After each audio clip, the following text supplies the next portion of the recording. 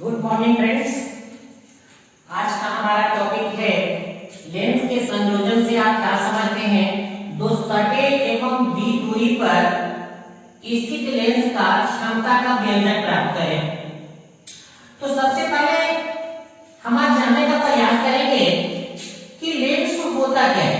क्योंकि आप देख रहे हैं हमारा चैनल, इस चैनल का मूल उद्देश्य है इंपॉर्टेंट क्वेश्चंस का सही व्याख्या करना।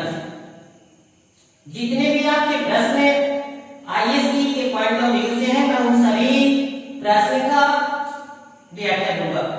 लेकिन आइए हम यहाँ पे थोड़ा सा बताते हैं कि लेंसों के संयोजन, हमारा जो टॉपिक है आज का वो है लेंसों के संयोजन से आप क्या समझते हैं। दो लेंस दो सटे एवं बी दूरी पर स्थित लेंसों का जो क्षमता होता है उसका व्यंजक हमको प्राप्त करना है। तो हम सबसे पहले हम डिस्कस करेंगे कि लेंस होता क्या है। बहुत कम लोग जानते हैं लेंस का परिभाषा, और कुछ लोग अगर परिभाषा जानते भी हैं तो वो परिभाषा गलत जानते हैं। लेंस की क्या क्राइटेरिया है, लेंस कहाँ किसे जाता है। तो आइए लेंस का परिभाषा क्या कहता है मैं आपको बताता हूँ।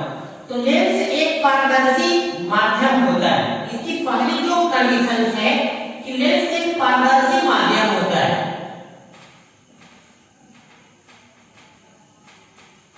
लेंस एक पारदर्शी माध्यम होता है जिसमें से कम दो सतह में से एक सतह को वक्र होना चाहिए। दूसरी कंडीशन है दो सतहों में से कम से कम एक सतह को वक्र होना चाहिए। एक सतह को वक्र होना चाहिए। एंड तीसरा जो कंडीशन है, किसी को लेंस होने को जो वेरीफाई करेगा वो कंडीशन ये है कि लेंस का अपवर्तनांक जो होना चाहिए वो हवा के अपवर्तनांक से भिन्न होना चाहिए।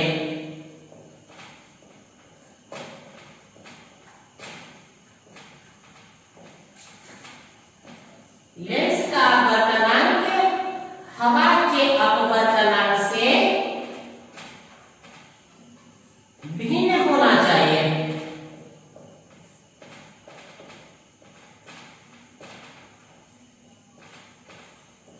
तो एक बात आप याद रखो कि किसी लेंस को होने के लिए ये तीन कंडीशंस को उस लेंस को फॉलो करने पड़ेंगे। पहला कि लेंस को पारदर्शी होना चाहिए, प्रकाश उस पे पड़े और प्रकाश आर पार हो जाना चाहिए। दूसरा, दो सतह में से कम एक सतह को वक्र होना चाहिए। कभी ऐसा कोई लेंस बनाई नहीं जा सकती जिसमें दोनों का दोनों सतह जो है समतल हो। इसीलिए यहाँ पे कंडीशन लगाई गई है कि दो सतहों में कम से कम एक को वक्र होना चाहिए। एंड तीसरी कंडीशन क्या है कि लेंस का अपवर्तनांक हवा के अपवर्तनांक से भिन्न होना चाहिए। ऐसा नहीं है कि लेंस का अपवर्तनांक आप उतना ही ले लीजिए जितना हवा का अपवर्तनांक है, तो भैया उस लेंस लगाने से क्या फायदा। वो लेंस आपका काम नहीं करेगा, न तो आपको किसी वस्तु को बड़ा दिखाएगा न किसी वस्तु को छोटा दिखाएगा। आइए हम इसको एग्जांपल से समझते हैं। देखिए मैंने एक उत्तल लेंस लिया है, उत्तल लेंस लिया है। अब सबसे पहला तो बात है इस पर हम इसे लेंस कहते हैं क्यों। तो आइए हम इसके एक एक कंडीशन को, तो भैया इसको हम लेंस इसलिए कहेंगे क्योंकि इस पे जो प्रकाश की किरण देखिए जो पड़ी है वो प्रकाश पड़ने के बाद पार हो जा रही है। इसका मतलब है कि इसने एक कंडीशन का फॉलो किया है कि ये जो पदार्थ है वो कैसा है, पारदर्शी। यानी कि लेंस के वेरिफिकेशन के लिए जो तीन कंडीशन है उन तीन कंडीशन में इसने एक कंडीशन का फॉलो किया है कि लेंस को पारदर्शी होना चाहिए। दूसरा, दो सतहों में से कम एक सतह को वक्र होना चाहिए। भाई दो सतह में से कम एक को वक्र होना चाहिए। दोनों सतह वक्र हो सकता है, इट इज नॉट प्रॉब्लम। तो यहाँ पे देख लीजिए दिस इज सतह 1, दिस इज सतह 2, यहाँ पे दोनों के दोनों सतह वक्र है। तो लेंस के सेकंड जो आपका असम्पशन है उसको भी ये वैल्यू करता है। तीसरा, लेंस का अपवर्तनांक हवा के अपवर्तनांक से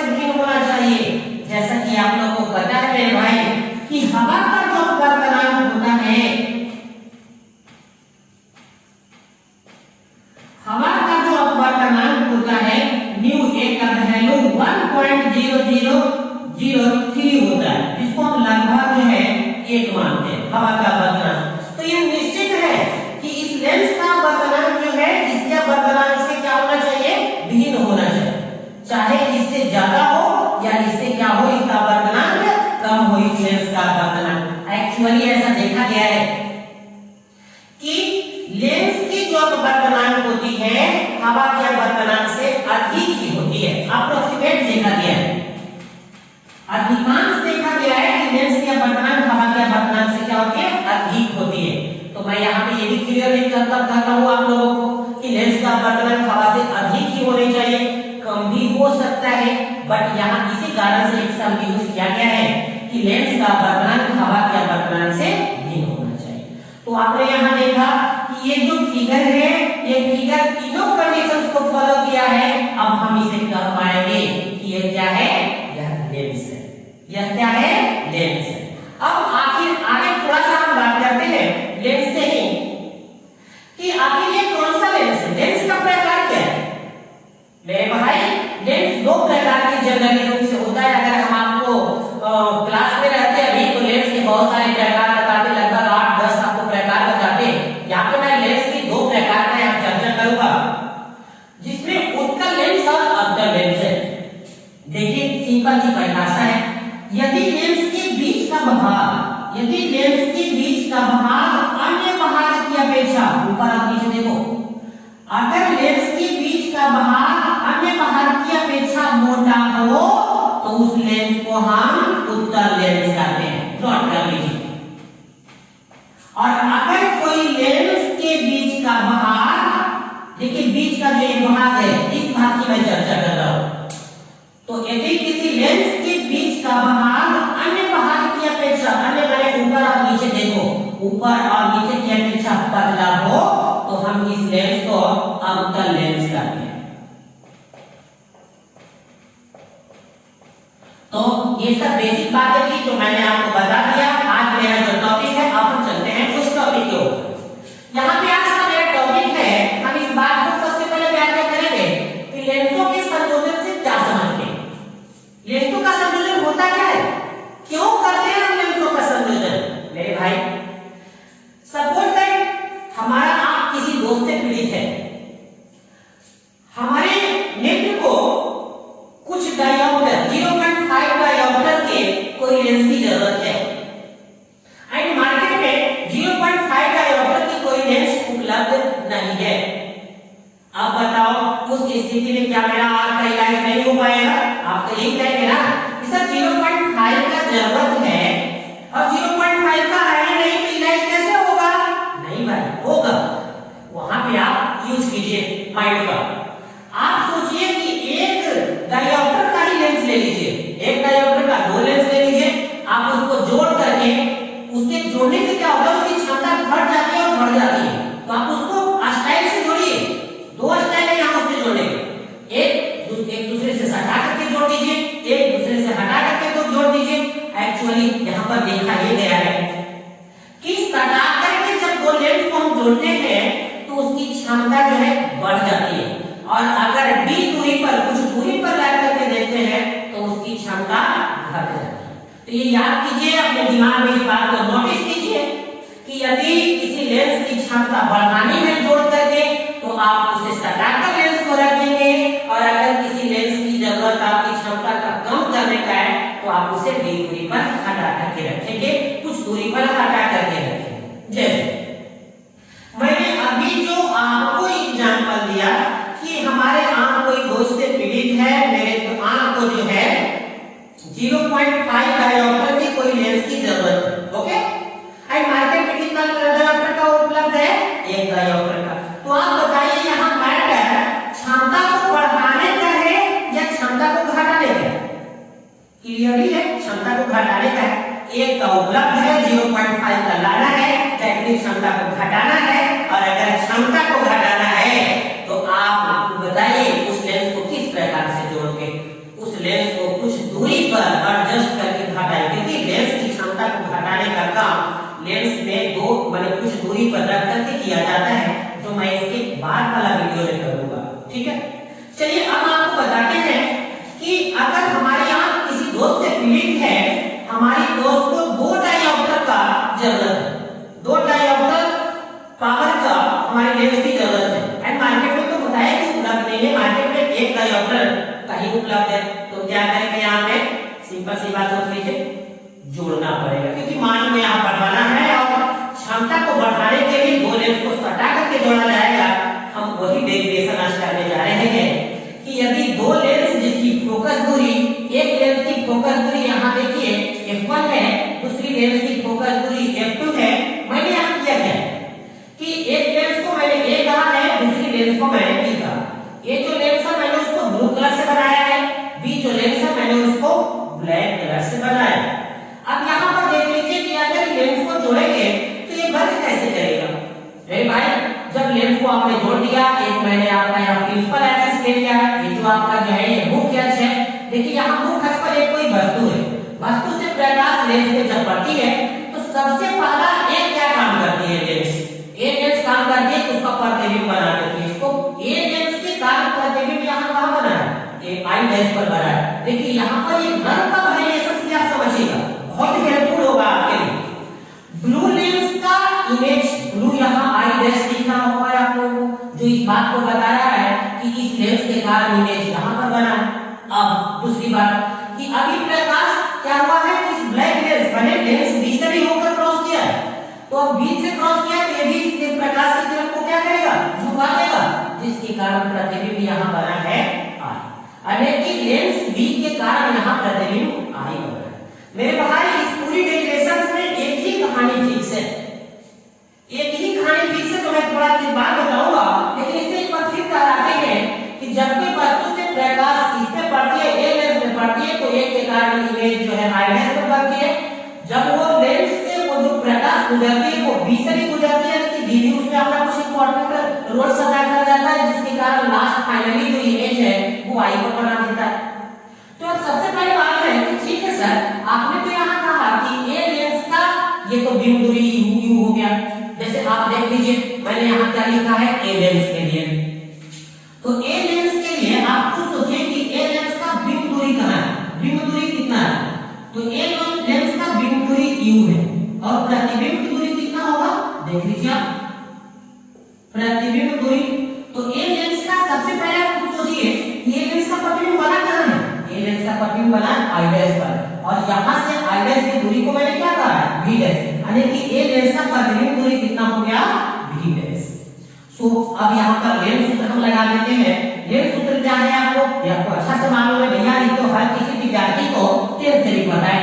लेंस सूत्र होता है 1/v - 1/u बराबर 1/a।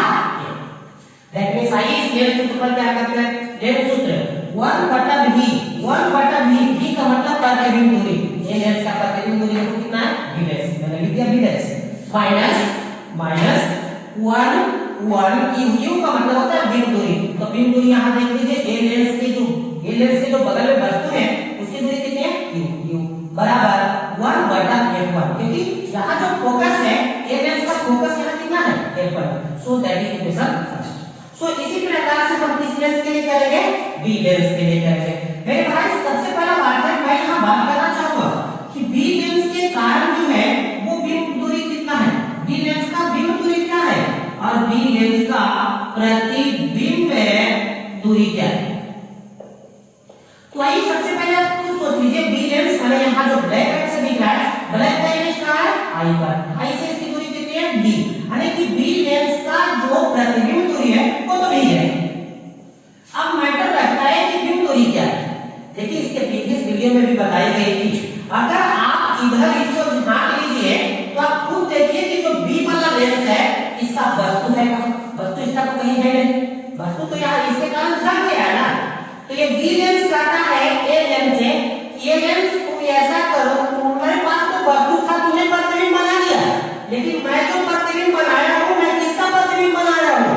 तब कहता है ए लेंस कि भाई तेरे पास वस्तु नहीं है फिर भी तू प्रतिबिंब बना रहा है, तू ऐसा कर मेरा प्रतिबिंब को, माने एक के प्रतिबिंब को तू बिंब मान ले, एक के प्रतिबिंब को तू बिंब मान ले, यानी कि आई डैश यहाँ जो है बी लेंस के लिए क्या होगा, बिंब दूरी होगा।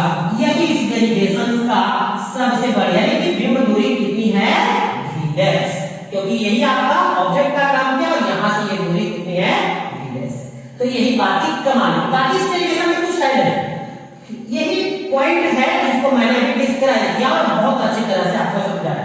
बी लेंस कहता है भाई मैंने प्रतिबिंब तो बनाई है, तुम्हें खुद सोचो कि अगर प्रतिबिंब मैंने बनाई है तो मैंने प्रतिबिंब किसकी बनाई है, मेरे पास तो वस्तु ही नहीं है।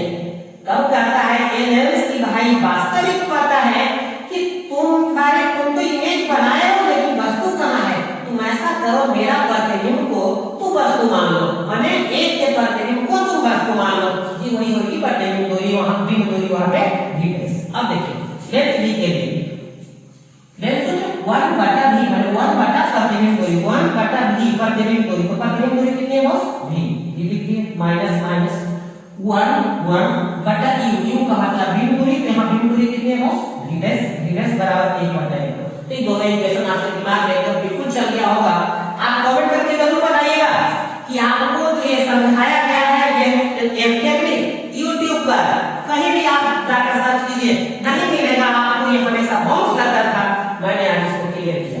ओके चलिए, अब ये दोनों जब लेंस कटा है तो कटे को क्या करना चाहते हैं आप, जोड़ना चाहते हैं या घटाना चाहते हैं, ये लगाइए दिमाग, जोड़ना चाहते हैं। तो समीकरण 1 प्लस समीकरण 2, देखिए दोनों के एलएचएस टर्म को मैंने यहाँ जोड़ा, 1 बटा v डैश माइनस 1 बटा u 1 बटा v प्लस ये जोड़ दिए हैं, v डैश से v डैश कैंसिल, इधर बच क्या गया है 1 बटा v माइनस 1 बटा u, 1 बटा v माइनस 1 बटा u, इधर क्या बचा हुआ है 1 बटा f1 प्लस 1 बटा f2।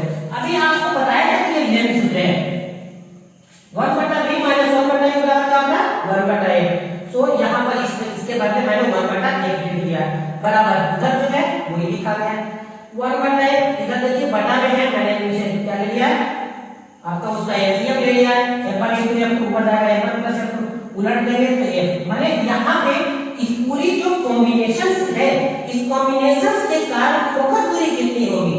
अरे किसी को जोड़ने का क्या अर्थ समझते हो आप, जोड़ने का मतलब है कि 2 3 4 बहुत सारे को जोड़ करके आप एक बनाना चाहते हो, तो जो एक बनाए उसका भी तो मान होगा ना।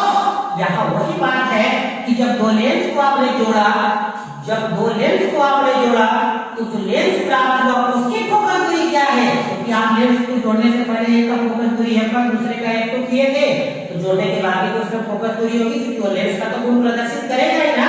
तो अगर लेंस का गुण प्रदर्शित करेगा तो लेंस की वो सारी प्रॉपर्टियां होगी जो पहले थी, जोड़ने के पहले थी, और वही सारी प्रॉपर्टी जोड़ने के बाद होगी, हर चीज उसके वैल्यू में होगी, उसका वैल्यू कम हो सकता है और उसका वैल्यू ज्यादा हो सकता है। तो एक बराबर होगा f1 * f2 बटा f1 plus f2, that is called समतुल्य लेंस की फोकस दूरी, जिसे हम कहते हैं कि इक्विवेलेंट लेंस का एक फोकस दूरी है। क्षमता, अब क्षमता कैसे निकालेंगे, तो भैया यहाँ पे देखिए जो इक्वेशन आया 1 बटा a बराबर 1 बटा f1 प्लस 1 बटा f2, मैंने इसको लिख दिया है। और इसके प्रीवियस में मैं बात कर चुका हूँ कि लेंस की क्षमता होता क्या है, p बराबर होता है 1 बटा f। सो यहाँ पर देखिए 1 बटा f की जगह p लिख दिए, 1 बटा f1 की जगह p1 और 1 बटा f2 की जगह p2। सो p बराबर p1 प्लस p2। अभी मैंने आपको कहा था ना कि अगर लेंस की क्षमता को बढ़ाना है तो उसे जोड़ना होता है, सिंपल। देखिए कोई भी चीज जब सिंपल में जुड़ता है ना, बढ़ाने का चले तो वैल्यू बढ़ जाता है। तो यहाँ से पता चल रहा है कि यदि आप लेंस की क्षमता को बढ़ाना चाहते हैं तो आप उस लेंस को सटा करके रखें। अभी यही तक, और यहाँ पर अभी इसके बाद जो मैं नेक्स्ट डेरिवेशन करने जा रहा हूँ, इसमें मैंने ये क्या 2 लेंस सटे। अब हम नेक्स्ट करेंगे कि अगर वो लेंस से d दूरी पर है तो तब उसकी क्षमता क्या होगी। दैट मींस अब जो नेक्स्ट मेरा जो डेरिवेशन होगा उसमें हम सिंपल कहेंगे कि 2 लेंस को जोड़ करके हम उसकी क्षमता को घटाने का काम करेंगे। ये हम यहाँ पर दिखाएंगे आपको कि 2 लेंस की क्षमता अगर जुड़ती है तो d दूरी पर रखी जाती है तो कैसे इसकी क्षमता घट जाती है। मेरे भाई यहाँ p बराबर p1 प्लस p2 का यूज नोमेनक्लेचर में आराम से कर सकते हैं। आप एक बार नोटिस कीजिएगा, क्षमता देख लीजिएगा किसकी पॉजिटिव होती है किसकी नेगेटिव होती है। जैसे हो सकता है एक अवतल लेंस को आपको सब कांटेक्ट में रखा और एक उत्तल लेंस को कांटेक्ट में रखा है, ठीक है। जैसे देख लीजिए आप यहाँ पे, भाई इसके कुछ यहाँ से आपको एग्जाम्पल बता देता हूँ कि इस स्थिति के लिए क्या होगा। हो सकता है है यहाँ पे आपको एक उत्तल लेंस है और यहाँ इसी कॉन्टेक्ट में एक अवतल लेंस रख दिया गया है। दोनों की फोकल दूरी प्रश्न में कही गई है सेम है। तो इस स्थिति में इस लेंस की जो क्षमता होगी वो क्या होगी? सिंपल सी बात, फोकल दूरी होगी क्या होगी? एकदम इजी फॉर यू। आप क्या करो, लगा दो थोड़ा। आप यहाँ देख लीजिए, सबसे पहले ये चीज करना मत भूलिएगा, इसकी फोकल दूरी मान लेते हैं इसको f1 है, तो f1 का वैल्यू यहाँ कितना है बॉस? 8। और आप उत्तल लेंस का फोकल दूरी क्या होता है बॉस? पॉजिटिव। चलिए इसको देखते हैं, इसको फोकल दूरी को मान लेते हैं f2 है। f2 का वैल्यू कितना है बॉस? आपका 1 है, और इसका वैल्यू अवतल लेंस का क्या होता है? नेगेटिव होता है। सो चलते हैं, क्या कहता है, समतुल्य ये पूरे लेंस का जो फोकल दूरी होगा समतुल्य लेंस का जो जुड़ करके आएगा, समतुल्य लेंस का फोकस दूरी, तो समतुल्य लेंस की जो फोकस दूरी होगी वो f बराबर होगी f1। क्या फॉर्मूला आया था? f1 into f2 बटा f1 plus f2 putting value. तो f यहाँ f इक्विवेलेंट लिख देते हैं। इक्विवेलेंट लिखने का मतलब ये जो फोकस दूरी है समतुल्य वाली तो जो जुड़कर के आ रहा है, ये लेंस है आपका जो जुड़कर के एक लेंस बन रहा है उसका फोकस दूरी, ठीक है, जिसको f इक्विवेलेंट संतुलित करते हैं। बराबर f1 का वैल्यू कितना है? देख लीजिए प्लस f, f2 का वैल्यू इनटू क्या है? माइनस है, बट f1 का वैल्यू क्या है? देख लीजिए आप यहाँ पे प्लस है, और प्लस f2 का वैल्यू कितना है? माइनस।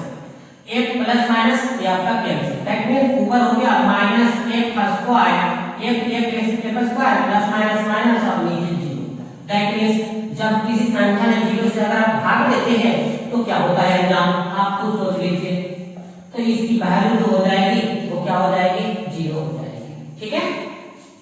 तो ये बात समझनी पड़ेगी आपको कि आप कैसे करेंगे। हाँ, ये आप बहुत ही सोच रहे होंगे, ऐसे 0 नहीं होता।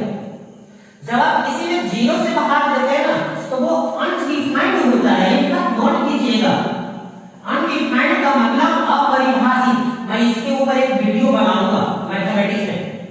आपको आज तक बहुत आप लोग भी बहुत अच्छे मैथ में नंबर लाए हैं। आप कभी भी ये सोचिए, आप YouTube पर सर्च करके आप सीख सकते हैं कि 0 से किसी को डिवाइड करने का अंजाम क्या होता है। कुछ लोग कहते हैं 0 होता है, कुछ लोग कहते हैं इंफिनिटिव होता है, कुछ लोग कहते हैं कि अनडिफाइंड होता है। कि इसका रहस्य क्या है? तो मैं 0 और पाई के लिए एक वीडियो में बना दूंगा मैथ में, जो कि आपके लिए बहुत ही फायदेमंद होगा।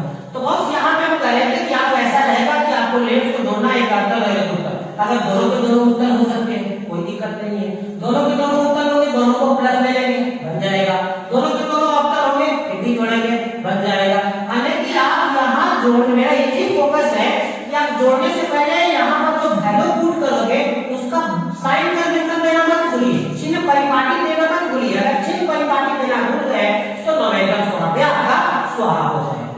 जैसे नोमेटन में कहा जा सकता है, आप खुद सोच लीजिए कि एक उत्तल लेंस है जिसकी 10 डायऑप्टर है क्षमता, एक अवतल लेंस है जिसकी क्षमता -5 डायऑप्टर है। सो ये दोनों लेंस को जब जोड़ा गया सटा करके तो उसकी क्षमता कितनी होगी? कोई दिक्कत नहीं, इसकी क्षमता पूछिए ना। तो P बराबर क्या फॉर्मूला था अभी आप देख लीजिए, P1 प्लस P2, यानी कि P1 का वैल्यू 10 डायऑप्टर प्लस P2 का वैल्यू -5 डायऑप्टर। अगर 10 प्लस माइनस माइनस माने 5 डायऑप्टर। तो ये जो लेंस जो जुड़कर के आएगा उस लेंस की क्षमता कितनी डायऑप्टर होगी? 5 डायऑप्टर होगी। ये भी पूछ सकता है आपसे कि आप यहाँ पर दोनों लेंस जब जुड़कर के आया है तो वो लेंस किस लेंस की तरह काम करेगा, किस लेंस की तरह व्यवहार करेगा, बिहेव करेगा।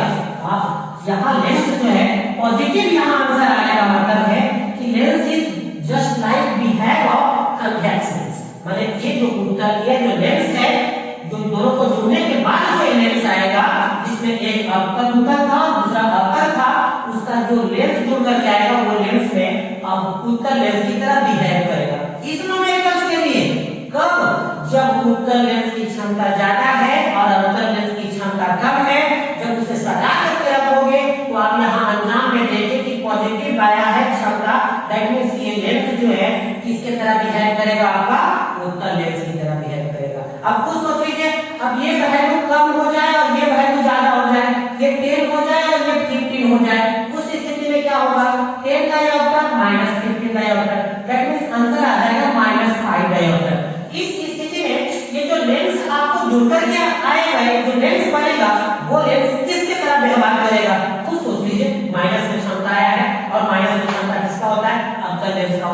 तो इस स्थिति के लिए वो लेंस जो है उत्तल अवतल लेंस की तरह व्यवहार करेगा। सो यहां से आप आराम से नोमेकल कर सकते हैं, कोई कहीं भी दिक्कत नहीं होगी। कब तक? जब दो लेंस को एक दूसरे से सटे रखेंगे तब। तो आप इसको अच्छे तरह से आप क्या कीजिए, आपको एक तो पीडीएफ में बना के दिया हुआ है, उसमें भी पीडीएफ फॉर्म में आप कॉपी पर नोट किए हैं, उस कॉपी में देखिए आपको क्या करेक्शन करना है, कहां पर समझने के लिए इस बोर्ड से कौन से शब्द को लिखना जरूरी है। जहां जो आपको एक्स्ट्रा में जो समझाई जाती है वो आपको पीडीएफ में नहीं मिलेगी, वो केवल और केवल बोर्ड पर मिलेगी। क्योंकि पीडीएफ का मेरा मूल उद्देश्य है कि बोर्ड पर से किसी विद्यार्थी को मेरा पूरा उतारना ना पड़े, मेरे विद्यार्थी को प्रॉब्लम नहीं हो। और अगर प्रॉब्लम नहीं होगा तो आप करेंगे तो ये मेरी गारंटी है आपसे। कुछ विद्यार्थियों ने कमेंट किया है, मैंने देखा है कि सर आप नाइट को भी स्टार्ट क्यों करते? बस नाइट को स्टार्ट करने का मेरा मूल उद्देश्य ये होता है कि नाइट पूरी आइए देखिए, इसमें सबसे ज्यादा नंबर पूछे जाने वाले हैं, सबसे ज्यादा टाइम ऑफ ड्यूरेशन लगता है लाइट को पढ़ाने में, इसीलिए मैं लाइट स्टार्ट कर रहा हूं। मैंने उसको कहा उस विद्यार्थी को क्या मुझे कौन सा स्टार्ट कर दें, अभी वो कमेंट उसका रिप्लाई नहीं आया है। जो टॉपिक आपको मुझसे पढ़ना वो पढ़िए, मैं सबको एक एक करके एक अच्छा डेफिनेशन ऑफ लाइट, ज्यादा दिन तक चलने वाला नहीं है, 2-3-4 दिन में आपका लाइट समाप्त हो जाएगा। तो उसके बच्चे जो डेरिवेशन है मैं उसको भी कर दूंगा और फिर आप लाइट का बहुत बना है। अरे मैं पूरा सिलेबस लाइट का नहीं पढ़ाया हूँ, इंपॉर्टेंट पढ़ाया हूँ, लेकिन मैं इंपॉर्टेंट उतना जो पढ़ाया हूँ उतना भी कोई टीचर रेगुलर क्लास में नहीं पढ़ाता है। ये मेरी हमारी गारंटी है आपसे। जा करके आप किसी के नोट देख लेना, जो पूरी पूरी क्लास का नोट होता है वो देख लेना, ये मेरा गेसिंग उस पर भारी रहता है। क्योंकि मैं सिलेबस को काटता नहीं हूं, मैं वो पूरी कहानी आपको बताता हूं, मैं वो पूरी पर्पस बताता हूं जो फिजिक्स में है। बिकॉज आप जैसा जानते हैं कि I M member of research,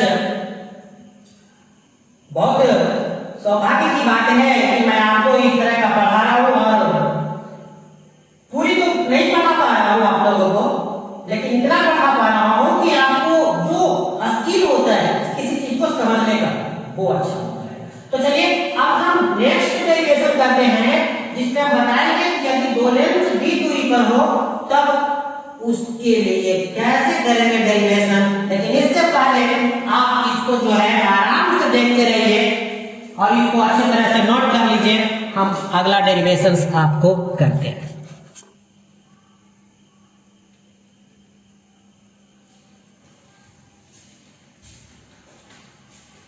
तो चलिए हम आपको दूसरे डेरिवेशन को समझाते हैं, जिसमें हमको करना क्या है कि यदि दो लेंस एक दूसरे से d दूरी पर स्थित हो तब क्या होगा। तो देखिए यहाँ पर दो लेंस लिया गया है, एक लेंस ये है जिसका नाम मैंने लेंस A लिया है और एक ये लेंस है जिसका नाम लेंस B है। आप सोच रहे होंगे सबसे पहला बात यहाँ पर कि सर आप कह रहे हैं कि दो लेंस d दूरी पर है और आपने यहाँ लेंस बनाया है 3, तो भाई ये दोनों लेंस को ही जोड़ा गया और ये जो लेंस है इन दोनों लेंस का परिणामी लेंस है। जैसे इसके प्रीवियस में आप देख रहे थे कि दो लेंस को जब आप जोड़ रहे थे तो उसको बगल में जो है जाकर के हम वहां पर किए थे क्या कि एक तीसरा लेंस जो उसको जोड़ने के बाद आया, तो ये तीसरा जो लेंस है ये समतुल्य लेंस को संसूचित कर रहा है। तो सबसे पहले बात है कि समतुल्य लेंस को सूचित कर रहा है, तो पहले लेंस की अगर हाइट h1 है, दूसरे लेंस की हाइट h2 है, माने एक h1 हाइट h1 ऊंचाई का एक लेंस लिया गया, यहाँ पर एक h2 ऊंचाई का लेंस लिया गया है। जब ये दोनों लेंस एक दूसरे के साथ कांटेक्ट करोगे तो आप खुद सोचो कि उसकी हाइट क्या होगी, तो जो लेंस से बड़ी होगी उसकी हाइट को कंसीडर कर लेगी समतुल्य लेंस। जैसे ये आपको देखिए हम यहाँ पे समझाते हैं। भाई आप बताइए कि ये 10 सेंटीमीटर का कोई लेंस है और ये लेंस है यहाँ पे 5 सेंटीमीटर का, इन दोनों लेंस को ऐसे सटा दिया गया है एक दूसरे के यहाँ पे, ऐसे करके सटा दिया गया। अब बताइए कि जो लेंस अब बना है समतुल्य लेंस जो पूरा बना है उसकी हाइट क्या होगी, तो उसकी हाइट वही होगी जो बड़े वाले लेंस का। ऐसा नहीं है कि 10 का 5 15 कर दे, 10 5 15 कब कर दे जब इस लेंस के ऊपर वो लेंस को रखा जाता है एक अक्ष पर, अगर समाक्षीय अक्ष पर अगर रखा जाएगा तो जो समतुल्य लेंस की जो हाइट होगी वो बड़े वाले लेंस के हाइट के समतुल्य होगी। आप खुद सोचिए अगर हम 5 फीट के यहाँ पर है, मेरे पास 3 फीट का कोई विद्यार्थी मेरे बगल में आकर खड़ा हो जाएगा, तो बताओ कितने फीट के बन जाएगा जो एक नया व्यक्ति का निर्माण होगा, वो कितने फीट का होगा? 8 फीट का थोड़ी होगा, 5 ही फीट का होगा, क्योंकि बड़े वाले का हाइट को कंसीडर कर लेगा। ठीक है, इसी कारण से इस लेंस की अगर हाइट h1 है तो इस लेंस के भी हाइट कितनी हमने माना यहाँ पे h1 ही होगी। ठीक है, ऐसा कंसेप्ट। तो विद्यार्थी को यही पे प्रॉब्लम होता है कि सर आप इस लेंस को हाइट h1 कहते हैं, इसको h2 कहते हैं, तो ये जब परिणामी लेंस है तो इसकी हाइट कुछ और होगी ना, दोनों को जोड़ करके घट करके, नहीं, उसकी जो लेंस की जो हाइट होगी समतुल्य लेंस की, वो सबसे बड़ी वाली लेंस के हाइट के इक्वल होगी। आइए इसमें कहानी क्या है ये बता दें। जब इस पहले लेंस में कोई प्रकाश की किरण पड़ेगी तो लेंस का एक ही काम होता है, जो बिहेवियर ऑफ लेंस होता है, लेंस एक ही चीज करता है, वो करता क्या है, प्रकाश की किरण को झुकाने का काम करता है, या तो प्रकाश की किरण को फैलाने का काम करता है तो झुकाने का काम करता है। वो डिपेंड करता है लेंस के नेचर पे कि लेंस उत्तल है या लेंस अवतल है। अगर लेंस उत्तल है तो वो प्रकाश की किरण को नीचे झुकाएगी, और अगर लेंस अगर अवतल है तो वो प्रकाश की किरण को फैलाएगी। ठीक है, इसी कारण से आपको मैं देखिएगा थ्योरी में वहां पर है कि उत्तल लेंस को अभिसारित अपसारित ऐसे करके अवतल लेंस को अपसारित अपसारित क्यों कहा जाता है, इसी गुण के कारण कहा जाता है। तो मैं इन गुणों का तो चर्चा नहीं करूंगा क्योंकि मुझे इस डेरिवेशन को आपको समझाना है, तो हमारे सबसे पहले बताते हैं। तो देखिए उत्तल लेंस है, जब इस उत्तल लेंस में कोई प्रकाश की किरण पड़ेगी तो यह इसको जाना चाहिए प्रकाश को कुछ यहाँ ऐसे, लेकिन ये कुछ झुक गया है, कि लेंस का बिहेवियर, लेंस का एक ही काम ही होता है, दिमाग कर लीजिए नोट में, चाहे आप आंख के लिए चश्मे में लेंस का उपयोग करते हैं, कैमरे में आप लेंस का उपयोग करते हैं, लेंस का एक ही काम होता है प्रकाश की किरण को झुकाना, नहीं तो फैलाना।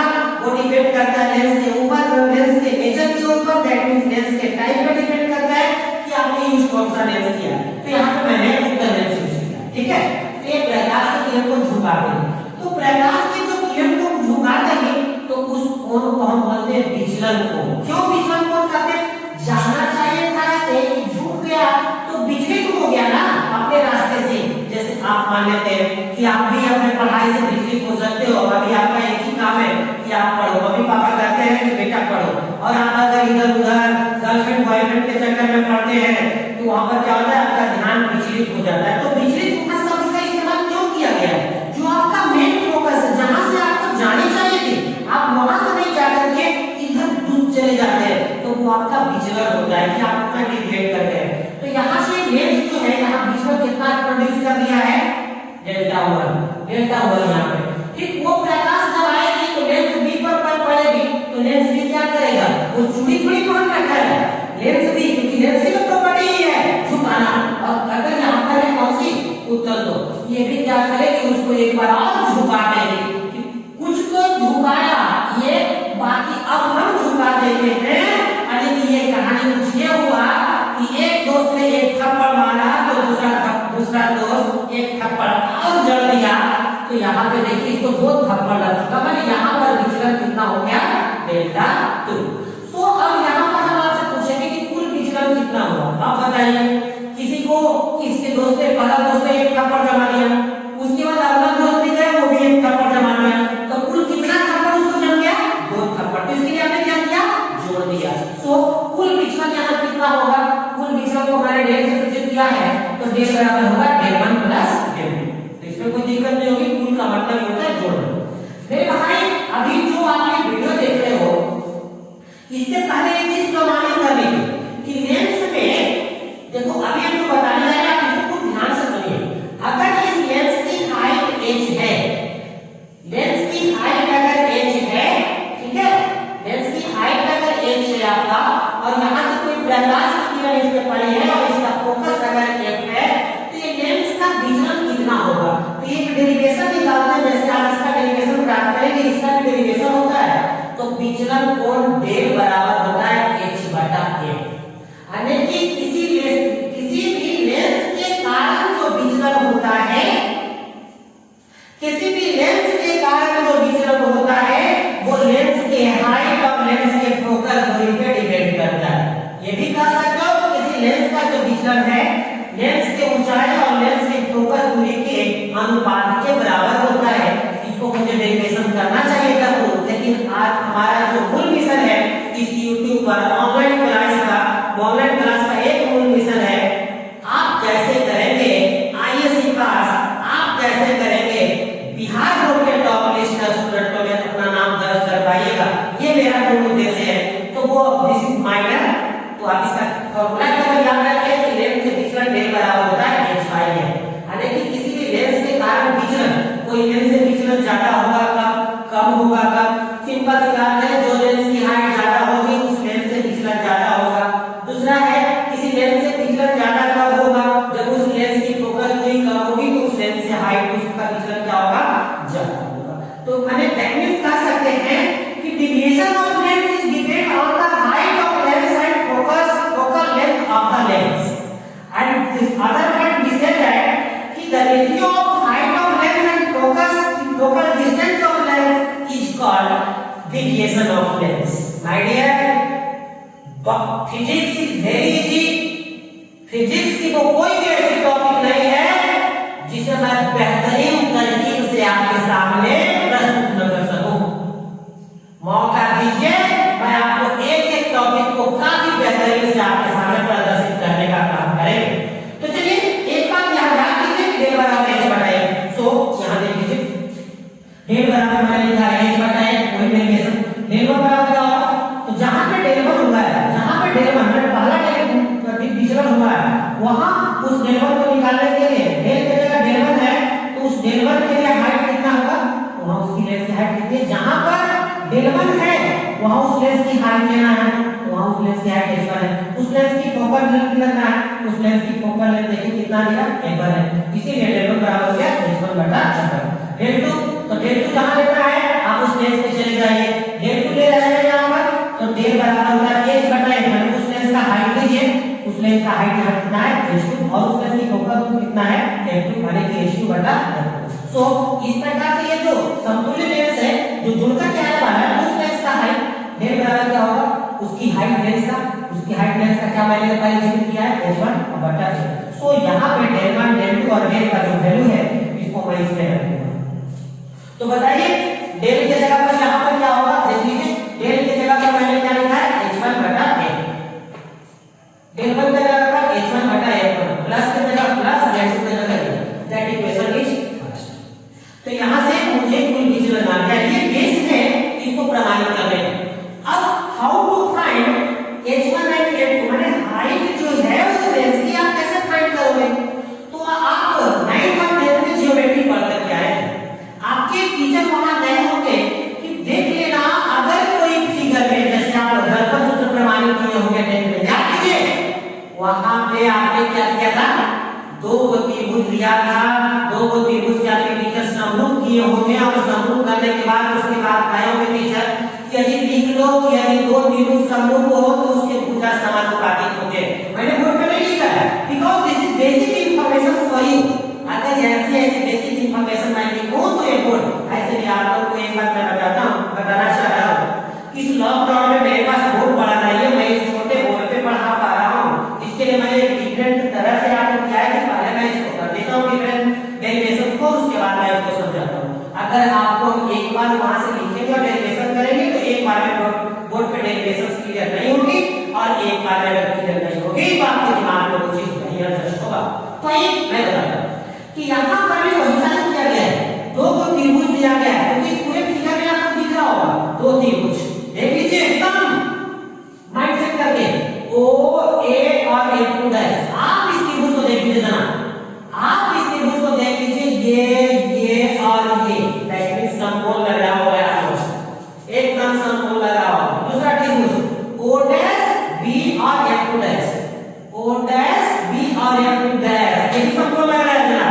यानी कि जब ये दोनों त्रिभुज को मैं देख रहा हूं तो दो त्रिभुज में दो कोण यहां समान है, एक 90 वाला और एक यहां F2 डैश वाला, दो कोण समान है।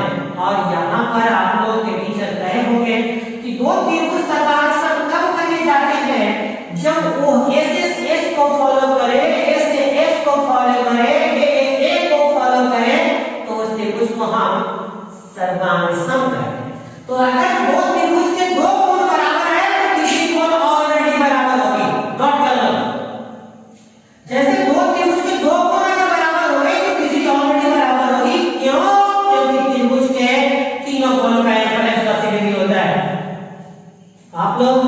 इतने अच्छे मार्क्स लेकर के आए हैं। I am proud of you, you are doing well in the examinations and I hope that कि the result of the coaching, the result of my coaching is greater than other coaching. और ये record भी बताती है, हर साल आपने देखा I am no more for advertise, मैंने कभी एडवर्टाइज नहीं कराया। आई प्रॉमिस यू कि I am never doing advertise. मेरा एडवर्टाइज मेरी पहचान है, मेरा एडवर्टाइज आपकी कैरेक्टरिस्टिक है, आपकी लेवल है, और आई एक बार फिर से देखते हैं। तो दो त्रिभुज यहाँ पे समरूप हो गई है, और जब समरूप हो जाती है तो वो त्रिभुज जो है समानुपातिक होते हैं। समानुपातिक में एक शब्द छुपा है, समान अनुपात। तो आप आइए OAF2 से लंब ले लें, OAF2 का लंब OA ले लें। तो इस त्रिभुज का क्या लेना है? लंब। यानी कि जो काम आपको इस त्रिभुज में करना है वही काम इसमें करना है। तो इस त्रिभुज का लंब ले लिए तो OA है, इस त्रिभुज का लंब O'B है, इस त्रिभुज का आधार OF2 है, तो इस त्रिभुज का आधार O'F2। अब इस वैल्यू को रखेंगे कि OA का वैल्यू देखिए यहां कितना है h1 बटा OB वैल्यू h2। यहां पर देख लीजिए OF2, तो OF2 माने O से लेके F2, O से लेके F2 तक आप देख लीजिए जरा कितने डिस्टेंस तक है F1। सो लिखिए F1। अब हमको क्या करना है O' F2 माने ये डिस्टेंस को निकालना है। लेकिन थोड़ा सा है ट्विस्टिंग पॉइंट कि O' F2 how to find this. भैया पूरी दूरी है F1, उसमें यहां से इधर दूरी है D, तो ये दूरी कितनी होगी F1 - D। अरे पूरा दूरी में से इधर घटा लोगे तो यही बचेगा ना, तो इसका वैल्यू हो गया F1 - 2। यहां पर मैंने क्या किया है, यहां से इसको क्रॉस मल्टीप्लिकेशन करके गुणा कर दिया और h2 का वैल्यू h2 * f1 बराबर हो जाएगा f1 - b * कितना h1। इसको क्रॉस करके यहां से हम h2 का मान निकाल लेंगे। अब इस h2 का मान को जाके इस समीकरण फर्स्ट में रख दिए हैं, हो गया कैलकुलेशन, सिर्फ फॉर्मेलिटी बाकी है। तो h2 का मान समीकरण फर्स्ट में रख देंगे। आइए समीकरण फर्स्ट h1 बटा f बराबर देखते जाइएगा बराबर h1 बटा f1 प्लस h2। यही वैल्यू रखा गया है, इसका वैल्यू रखा गया है h2 का। देखिए यहां क्या है, तो h2 का जो वैल्यू आया है वो वहां पे रख दिया बटा यहां f2 बटा f2। आने की इधर से देखिए इधर h1 आपका कॉमन है, कॉमन ले लीजिए, h1 से h1 कैंसिल हो गया तो 1 बटा f बराबर क्या बचा 1 बटा f1 और प्लस f1 - b बटा f1 * f2। सो अब नीचे आपका एलसीएम ले लिए f1 f2 यहां और यहां f1 है, तो एलसीएम लेने तो ऊपर आ गया f1 + f2 - b। सो आप यहां उल्टा करके यहां से फोकस मिलेगा। तो जिस प्रकार से जब दो लेंस को एक दूसरे से सटा करके रखे गए थे वहां पर मैंने समतुल्य फोकस दूरी निकाला था, आज यहां भी जब लेंस की दूरी पर स्थित है उस स्थिति में भी मैंने फोकस दूरी निकालने का काम किया। अब फोकस दूरी के बाद बात है क्षमता का, फिर जो यहां पे आया है 1 बटा a बराबर 1 बटा f1 प्लस f1 - b बटा f1 * f2। क्या किए वही लिख दिए हैं, यहां पर खाली f1 बटा अलग-अलग कर दिए दो भागों में। 1 बटा 1 के जगह पर वैल्यू होता है p1 p2 - b * p1 * p2। तो ये जो लेंस की क्षमता है वही इस बात को बता रही है कि यदि दो लेंस को आप यदि जोड़ते हैं अगर d दूरी पर तो उस लेंस की क्षमता उसके प्रीवियस में दी गई क्षमता के मान से कम होगा, और जो लेंस की उसकी क्षमता सबसे कम है उससे अधिक होगा। आपको नहीं समझ में आया ना मैंने क्या बोला? अगर एक लेंस है जिसकी क्षमता कम 10 डायोप्टर है, दूसरी लेंस की क्षमता 4 डायोप्टर है, जब इसको कुछ दूरी पर आप एडजस्ट करेंगे तो इस लेंस की जो समतुल्य लेंस का जो वैल्यू आने वाला है वो 4 डायोप्टर से ज्यादा और 10 डायोप्टर से कम आने वाला है, इसके बीच में आने वाला है। जनाब नोट कर लीजिए, इस है ना ट्रिक्स का मान का करके देखिएगा, जब जरूर आएगा अच्छी तरह से समझ में।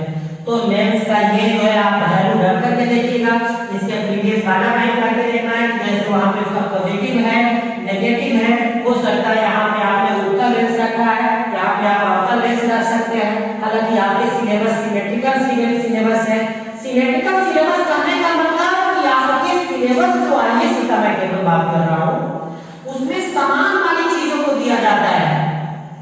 तो ये देखिए समान है, इसलिए इसमें क्वेश्चन को दिया जाता है। कभी आपने नहीं देखा होगा एक उत्तर और दूसरा उत्तर, लेकिन हाँ if you are prepared for IIT या medical then attention this point.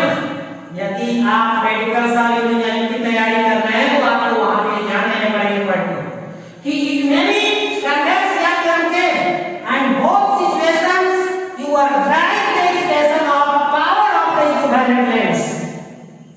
मेरे भाई साइंस वास्तव में इंग्लिश मीडियम का चीज है एंड आज आप लोग को देख रहे होंगे कि हम आपको हिंदी मीडियम में पढ़ा रहे हैं। Actually Hindi is not possible, मुझसे संभव नहीं था जब मैं पढ़ाने के लिए जयपुर आया था तो मुझसे हिंदी नहीं हुआ करता था। लोग कहते थे सर ये आप नहीं पढ़ा सकते हिंदी मीडियम में, लेकिन करता मरता जो क्या नहीं करता आप you have lot of knowledge, lot of energy, you have lot of energy, आपके पास बहुत ऊर्जा है and you use the energy in the right direction. आपके पास बहुत ऊर्जा है, उस ऊर्जा का सही दिशा में इस्तेमाल कीजिए, सक्सेस दौड़ते आएगी, सक्सेस दौड़ते आएगी। मैंने तो आपको ये भी कहा था भैया यहाँ पर छोटी छोटी सी काम अगर हम आपको करते हैं आप नहीं करते। आप शायद भूल जाते हैं कि एक टीचर का जो लाइफ और एक टीचर का जो आपकी जिंदगी में रोल होता है वो माता पिता से ऊपर होता है। आपको पता होगा गुरु दक्षिणा के तौर पर लोगों ने अंगूठा का दान कर दिया, आपको ये भी पता होगा एक प्राणी को। तो आप महाभारत रामायण देखते होंगे, मैंने आपसे एक छोटी सी चीजें मांगी जिससे मुझे पढ़ाना आसान हो जाए, मैंने अपने लिए कुछ नहीं मांगा। अरे आपसे क्या मांगेंगे, हम उस गॉड से अपने लिए कुछ नहीं मांगते क्योंकि हम जानते हैं कि गॉड ने मुझे इतना कुछ दे रखा है, इतना पढ़ाने की काबिलियत दे रखा है कि मुझे मांगने की जरूरत अब नहीं। मैं आपके लिए वैसा कहा था कि आप इसको लाइक करवाइए, सब्सक्राइब करवाइए ताकि मैं ये पढ़ा पाऊं। अभी जो आप वीडियो बना रहे हैं, क्या आपको पता है कि इस वीडियो को अपलोड करने में मुझे कितना टाइम लगेगा? 2 घंटे का टाइम लगेगा। जा करके अपलोड करने पड़ते हैं बॉस। यानी कि हमें जो प्रॉब्लम हो रहा है उस प्रॉब्लम का जिम्मेवार आप हैं, क्योंकि इफ अगर आप ये सोच लेते कि हम इस चैनल को 50 लोग अगर सब्सक्राइब करवा देते, भैया दीदी पिताजी पड़ोस जितने भी, तो आप लिंक दे पाते और जैसा यहाँ करते आप वहां पर देख पाते, आप भी वहां से कमेंट करते कि सर ये समझ में नहीं आ रहा है, मैं दोबारा उस बात को बताता। लेकिन माफी चाहेंगे कि आपको कुछ बातें नहीं भी समझ में आ रही होगी, हालांकि मैं तो एक बात को यहाँ डिस्क्राइब करने का काम करते हैं, एक वैसे तरीके से पढ़ाने का कार्य करते हैं कि मेरे विद्यार्थी को कोई परेशानी नहीं। तो अगर परेशानी है नहीं तो उसके जिम्मेदार आप। आज के लिए इतना ही, नेक्स्ट में मिलेंगे। कुछ और डेरिवेशन स्लाइड के बचे हुए हैं, मैं उसको करूंगा। उसके बाद हमारे जो बच्चे का डिमांड है, रोहित कुमार कौन सा डिमांड, जिसने कहा था सर लाइट से क्यों स्टार्ट करते हैं। रोहित भाई, मैं इस YouTube के माध्यम से मैं आपसे बता देना चाहता हूँ कि आप मुझे कमेंट करके बताइए कि इस लाइट के बाद मैंने 2, 3, 4 दिन के बाद मुझे कौन सा चैप्टर पढ़ना चाहेगा। केवल आईएएस लेवल तक मैं आपको ऑनलाइन में पढ़ा सकता हूँ, और फिर अगर देखनी है फिजिक्स की जगह तो क्लास में आकर के देखना नहीं भूलिए, क्योंकि एक बात तो और स्पष्ट हो गया है, अगले साल से बेहतर मिशन की ओर है। क्योंकि अगर आपके ऊपर से लोड पास होने का आ जाता है देन आप टॉप की ओर जाओगे, और ये मेरा वादा है आपसे कि आप टॉप करके रखेंगे। बहुत अच्छी बात है कि आप अपने फ्यूचर के लिए इतने पंक्चुअल हैं। आज इतना ही तक, धन्यवाद।